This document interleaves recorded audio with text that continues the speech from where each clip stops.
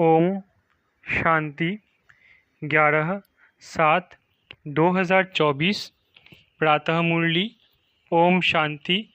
बाप दादा मधुबन।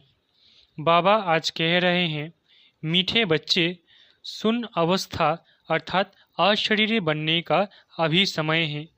इसी अवस्था में रहने का अभ्यास करो।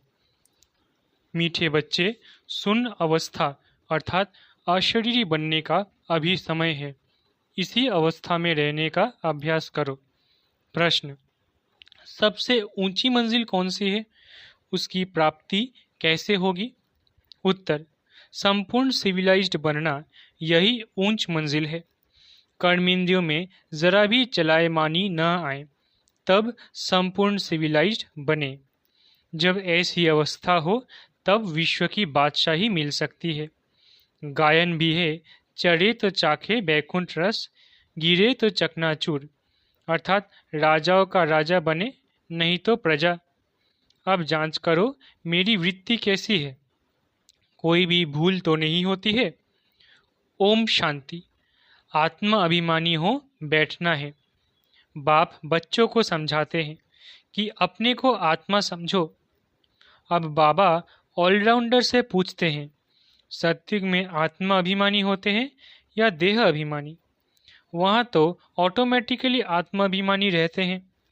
घड़ी घड़ी याद करने की दरकार नहीं रहती। हाँ, वहाँ ये समझते हैं अब ये शरीर बड़ा हुआ, अब इसको छोड़ दूसरा नया लेना है। जैसे सर्प का मिसाल है, वैसे आत्मा भी ये पुराना शरीर छोड़ नया लेती है। भगवान मिसाल दे समझाते हैं, तुम्हें सभी मनुष्यों को ज्ञान की भूं भूं कर आप समान ज्ञानवान बनाना है, जिससे परिस्तानी निर्विकारी देवता बन जाएं। ऊंच से ऊंच पढ़ाई है मनुष्य से देवता बनाना। गायन भी है ना, मनुष्य को देवता किए करत न लागी वार। किसने किया? देवताओं ने नहीं किया। भगवान ही मनुष्य को देवता बनाते हैं। मनुष्य इन बातों को जानते नहीं। तुमसे सब जगह पूछते हैं आपकी एम ऑब्जेक्ट क्या है, तो क्यों नहीं एम ऑब्जेक्ट की लिखत का छोटा पर्चा छपा हुआ हो? जो कोई भी पूछे तो उनका पर्चा दे दो, जिससे समझ जाए। बाबा ने बहुत अच्छी रीति समझाया है। इस समय ये कलयुगी पतित दुनिया है, जिसमें महान अपरम अपार दुख है। अब हम मनुष्यों को सत्युगी पावन महान सुखधाम में ले जाने की सर्विस कर रहे हैं, व रास्ता बताते हैं। ऐसे नहीं हम अद्वैत नॉलेज देते हैं। वे लोग शास्त्रों की नॉलेज को अद्वैत नॉलेज समझते हैं। वास्तव में वो कोई अद्वैत नॉलेज है नहीं। अद्वैत नॉलेज लिखना भी रॉन्ग है। मनुष्य को क्लियर कर बताना है। ऐसी लिखत छपी हुई हो जो झट समझ जाए कि इन्हों का उद्देश्य क्या है। कलयुगी पतित भ्रष्टाचारी मनुष्यों को हम अपार दुखों से निकाल सतयुगी पवित्र श्रेष्ठाचारी अपार सुखों की दुनिया में ले जाते हैं। बाबा ये ऐसे बच्चों को देते हैं। ऐसे क्लियर कर लिखना है। सब जगह ऐसी तुम्हारी लिखत रखी हो, झट वो निकाल कर दे देनी चाहिए, तो समझे हम तो दुखधाम में हैं, गंध में पड़े हैं।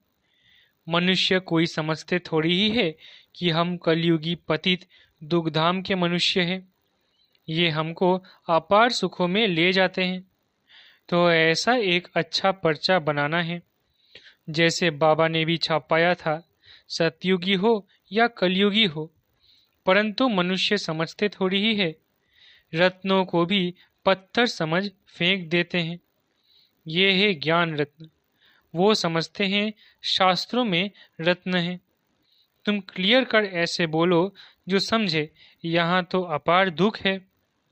दुखों की भी लिस्ट हो, कम से कम 101 तो जरूर हो। इस दुखधाम में अपार दुख है, ये सब लिखो, सारी लिस्ट निकालो। दूसरे तरफ फिर अपार सुख, वहाँ दुख का नाम नहीं होता। हम वो राज्य अथवा सुखधाम स्थापन कर रहे हैं जो झट मनुष्यों का मुख बंद हो जाए। यह कोई समझते थोड़ी ही है कि इस समय दुखधाम है। इसको तो वो स्वर्ग समझ बैठे हैं। बड़े बड़े महल, नए नए मंदिर आदि बनाते रहते हैं। ये थोड़ी ही जानते हैं कि ये सब खत्म हो जाने हैं। पैसे तो उन्हों को बहुत मिलते हैं रिश्वत के। बाप ने समझाया है, ये सब है माया का, साइंस का घमंड। मोटरें, एयरप्लेन आदि ये सब माया का शो है। ये भी कायदा है, जब बाप स्वर्ग की स्थापना करते हैं तो माया भी अपना भपका दिखाती है। इसको कहा जाता है माया का पंप।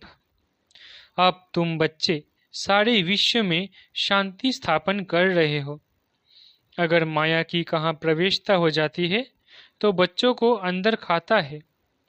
जब कोई किसके नाम रूप में फंस पड़ते हैं तो बाप समझाते हैं ये क्रिमिनलाइज है। कलयुग में है क्रिमिनलाइजेशन, सतयुग में है सिविलाइजेशन। इन देवताओं के आगे सब माथा टेकते हैं। आप निर्विकारी, हम विकारी। इसलिए बाप कहते हैं हर एक अपनी अवस्था को देखें। बड़े बड़े अच्छे महारथी अपने को देखे। हमारी बुद्धि किसके नाम रूप में जाती तो नहीं। फलानी बहुत अच्छी है, ये करे, कुछ अंदर में आता है। ये तो बाबा जानते हैं इस समय संपूर्ण सिविलाइज्ड कोई है नहीं। जरा भी चलायमानी न आए, बहुत मेहनत है। कोई विरले ऐसे होते हैं। आंखें कुछ न कुछ धोखा जरूर देती है। ड्रामा किसकी सिविलाइज्ड जल्दी नहीं बनाएगी। खूब पुरुषार्थ कर अपनी जांच करनी है, कहाँ हमारी आंखें धोखा तो नहीं देती है। विश्व का मालिक बनना बड़ी ऊंच मंजिल है। चढ़े तो जाके आदि आदि, अर्थात राजाओं का राजा बनते, गिरे तो प्रजा में चले जाएंगे। आजकल तो कहेंगे विकारी जमाना है। भल कितने बड़े आदमी हैं, समझो क्वीन है, उनके अंदर भी डर रहता होगा कि कहाँ कोई हमें उड़ा न दे। हर एक मनुष्य में अशांति है। कोई कोई बच्चे भी कितनी अशांति फैलाते हैं। तुम शांति स्थापन कर रहे हो तो पहले तो खुद शांति में रहो, तब दूसरे में भी वो बल भरे। वहाँ तो बड़ा शांति का राज्य चलता है। आंखें सिविल बन जाती हैं। तो बाप कहते हैं अपनी जांच करो। आज मुझ आत्मा की वृत्ति कैसी रही, इसमें बहुत मेहनत है। अपनी संभाल रखनी है। बेहद के बाप को भी सच कभी नहीं बताते हैं। कदम कदम पर भूलें होती रहती है। थोड़ा भी उस क्रिमिनल दृष्टि से देखा, भूल हुई, फौरन नोट करो। 10-20 भूलें तो रोज करते ही होंगे जब तक अभूल बने। परंतु सच कोई बताते थोड़ी ही है।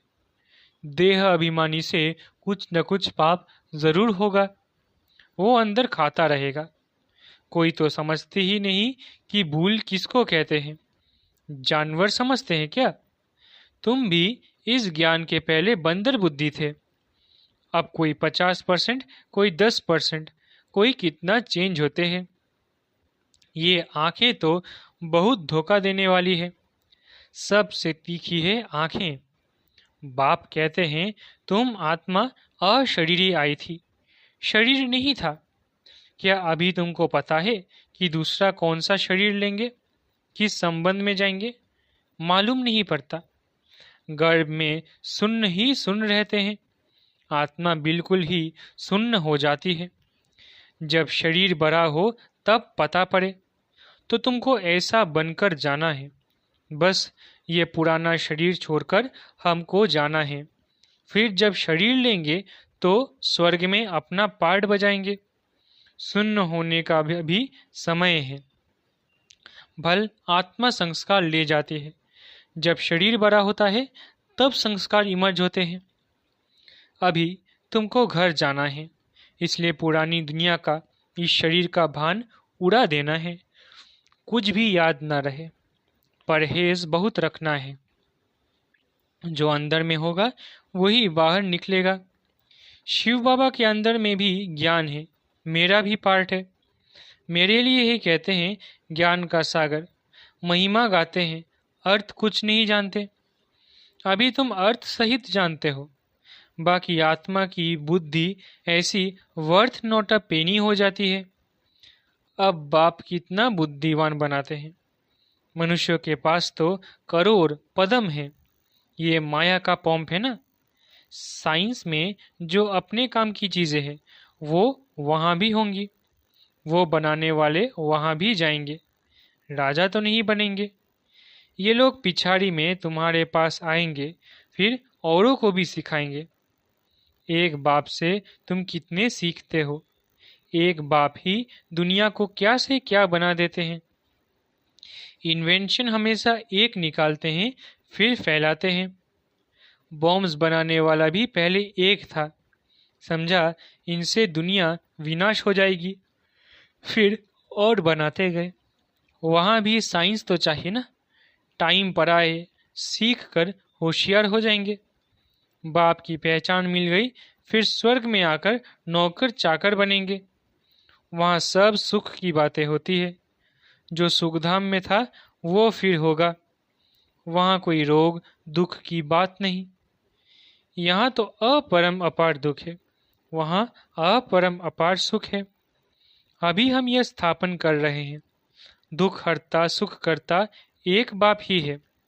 पहले तो खुद की भी ऐसी अवस्था चाहिए, सिर्फ पंडिताई नहीं चाहिए। ऐसी एक पंडित की कथा है, बोला राम नाम कहने से पार हो जाएंगे।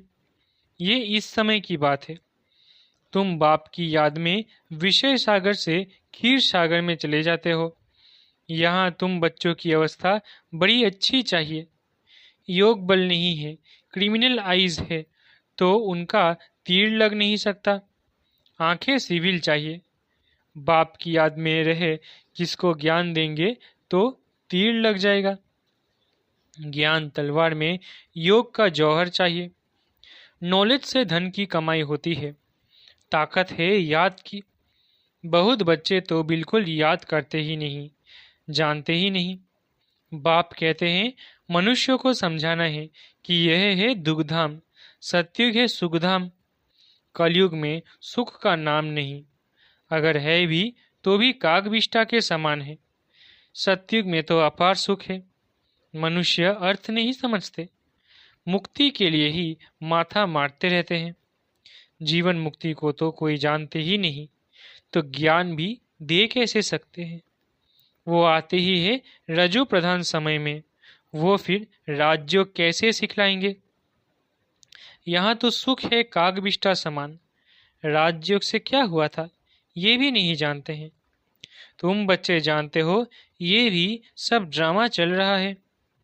अखबार में भी तुम्हारी निंदा लिखते हैं, ये तो होना ही है। अबलाओं पर किस्म किस्म के सितम आते हैं। दुनिया में अनेक दुख है, अभी कोई सुख है थोड़ी ही। भल कितना बड़ा साहूकार है, बीमार हुआ अंधा हुआ तो दुख तो होता है ना। दुखों की लिस्ट में सब लिखो। रावण राज्य कलयुग के अंत में ये सब बातें हैं। सतयुग में दुख की एक भी बात नहीं होती। सतयुग तो होकर गया है ना। अभी है संगम युग, बाप भी संगम पर ही आते हैं। अभी तुम जानते हो 5000 वर्ष में हम क्या क्या जन्म लेते हैं, कैसे सुख से फिर दुख में आते हैं। जिनको सारा ज्ञान बुद्धि में है, धारणा है, वो समझ सकते हैं। बाप तुम बच्चों की झोली भरते हैं। गायन भी है, धन दिए धन ना खूटे। धन दान नहीं करते तो गोया उनके पास है ही नहीं, तो फिर मिलेगा भी नहीं। हिसाब है ना, देते ही नहीं तो मिलेगा कहाँ से, वृद्धि कहाँ से होगी। ये सब है अविनाशी ज्ञान रत्न। नंबरवार तो हर बात में होते हैं ना। ये भी तुम्हारी रूहानी सेना है।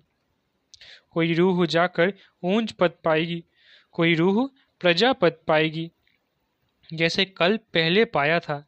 अच्छा, मीठे मीठे सिकिलदे रूहानी बच्चों को नंबरवार पुरुषार्थ अनुसार बाप दादा व माता पिता का दिल व जान सिख व प्रेम से याद प्यार और गुड मॉर्निंग। रूहानी बाप की रूहानी बच्चों को नमस्ते। हम रूहानी बच्चों की रूहानी माता पिता बाप दादा को याद प्यार, गुड मॉर्निंग और नमस्ते नमस्ते नमस्ते। शुक्रिया बाबा। धारणा के लिए मुख्य सार। पहला, अपनी संभाल करने के लिए कदम कदम पर जांच करनी है। आज मुझ आत्मा की वृत्ति कैसी रही? आंखें सिविल रही? देह अभिमानवश कौन सा पाप हुआ? दूसरा, बुद्धि में अविनाशी ज्ञान धारण कर फिर दान करना है। ज्ञान तलवार में याद का जौहर जरूर भरना है। वरदान, सत्यता की ऑथोरिटी को धारण कर सर्व को आकर्षित करने वाले निर्भय और विजयी भव। वरदान, सत्यता की ऑथोरिटी को धारण कर सर्व को आकर्षित करने वाले निर्भय और विजयी भव। आप बच्चे सत्यता की शक्तिशाली श्रेष्ठ आत्माएं हो। सत्य ज्ञान, सत्य बाप, सत्य प्राप्ति, सत्य याद, सत्य गुण, सत्य शक्तियाँ सब प्राप्त है। इतनी बड़ी ऑथोरिटी का नशा रहे तो ये सत्यता की ऑथोरिटी हर आत्मा को आकर्षित करती रहेगी। झूठ खंड में भी ऐसी सत्यता की शक्ति वाले विजयी बनते हैं। सत्यता की प्राप्ति खुशी और निर्भयता है। सत्य बोलने वाला निर्भय होगा, उनको कभी भय नहीं हो सकता। स्लोगन, वायुमंडल को परिवर्तन करने का साधन है पॉजिटिव संकल्प और शक्तिशाली वृत्ति। स्लोगन, वायुमंडल को परिवर्तन करने का साधन है पॉजिटिव संकल्प और शक्तिशाली वृत्ति। अच्छा, ओम शांति। शुक्रिया बाबा।